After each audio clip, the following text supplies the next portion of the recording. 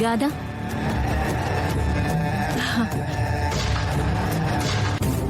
എന്താ ഇവിടെ നിൽക്കുന്നത്? ഒന്നുമില്ല, ഞാനേ വീടൊന്ന് കാണുകയായിരുന്നു. വീടിന്റെ ടെറസിൽ ചെന്നാലേ മനോഹരായിട്ടുള്ള ഒരുപാട് കാഴ്ചകൾ കാണാം. എന്താ പ്രത്യേകിച്ച്? ടെറസിൽ നിന്നാലേ ആയില്യങ്കാവ് കാണാം.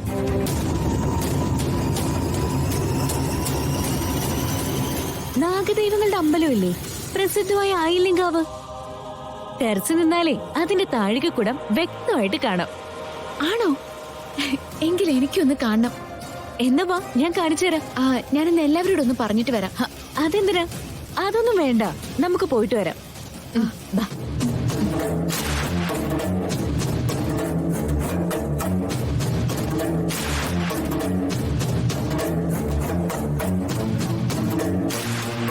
അതെ, കീർത്തി എപ്പോഴും ചെന്ന് ആ താഴികക്കുടം കാണാറുണ്ടോ? ആ, കാണാറുണ്ട്. നല്ല രസമാണ് ആയില്യങ്കാവില് വിളക്ക് വെക്കുമ്പോ. രാത്രി ഇവിടെ നിന്നാ കാണാൻ പറ്റും. ആണോ? എങ്കിൽ രാത്രി ഇവിടെ വന്നതൊന്ന് കാണാം. പെട്ടെന്ന് വാ.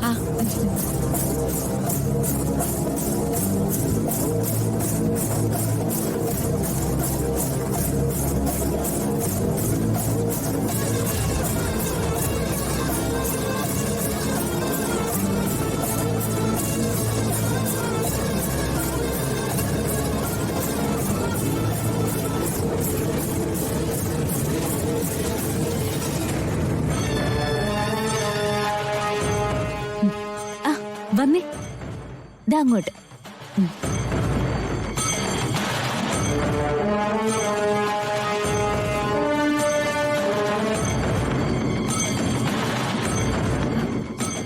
അതെ, എവിടെ? ഞാൻ പ്രത്യേകിച്ചൊന്നും കാണുന്നില്ലല്ലോ. അത് മഞ്ഞും പൊടിയൊക്കെ ഉള്ളതുകൊണ്ടാ, അല്ലെങ്കിൽ വളരെ വ്യക്തമായിട്ട് കാണാൻ പറ്റുമായിരുന്നു. ദേ അങ്ങോട്ട് നോക്കി.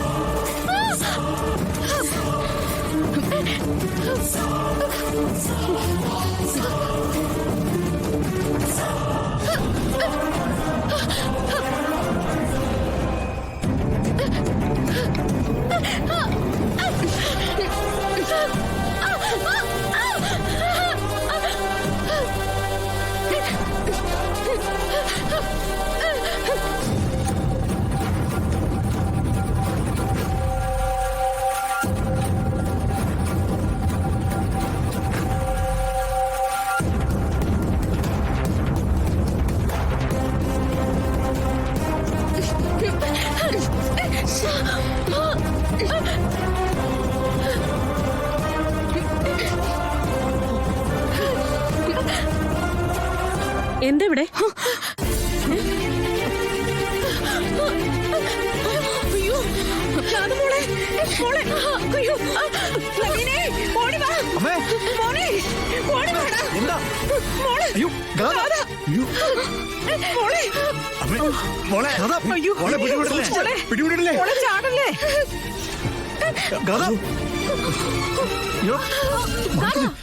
എന്തെങ്കിലും ചെയ്യണോ?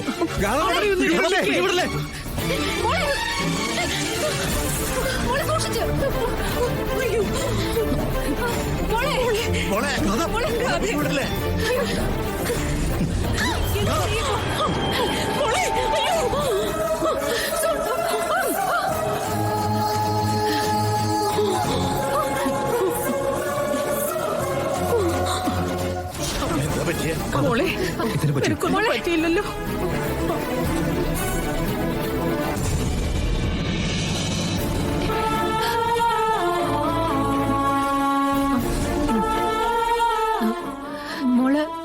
അല്ലേ ഓക്കെ അല്ലേ ഓക്കെ കുഴപ്പമൊന്നും പറ്റിയില്ലല്ലോ.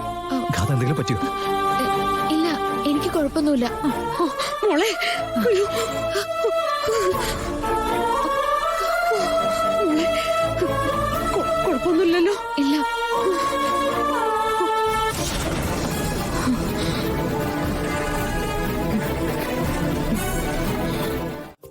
അയ്യോ എന്റെ പൊന്നച്ച, ഇതുപോലുള്ള പെൺകുട്ടികൾ ഇഷ്ടംപോലെ ഉണ്ടെന്നേ. പണ്ട് ഞാനും സാറും കൂടെ കുട്ടനാട് പോയപ്പോഴേ വള്ളം പറഞ്ഞു. അന്ന് ഇതുപോലൊരു പെൺകുട്ടിയാ വന്ന് സാറിനെ രക്ഷിച്ചത് അല്ലേ സാറേ?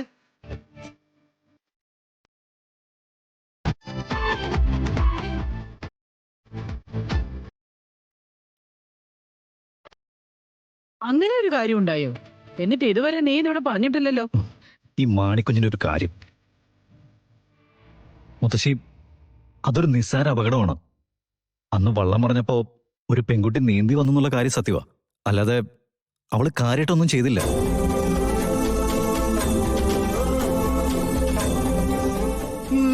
അതൊന്നും സാറ് പറയണ്ട. സാറ് മൊത്തത്തിൽ കയ്യിൽ പോയ അവസ്ഥയിലായിരുന്നു. പക്ഷേ ആ പെൺകുട്ടിയുടെ മുഖം കാണാൻ പറ്റിയില്ല.